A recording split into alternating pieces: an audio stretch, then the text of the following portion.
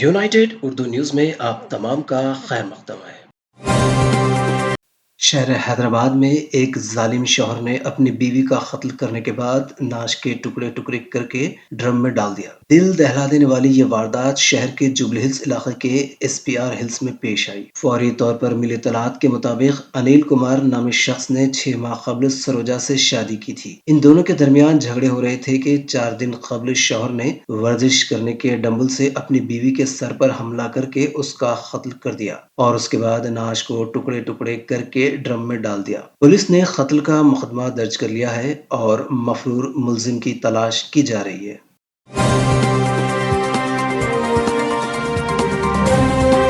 ہماری ہمت افزائی کے لیے اس چینل کو سبسکرائب کریے، ویڈیو کو لائک کریے اور شیئر کریے۔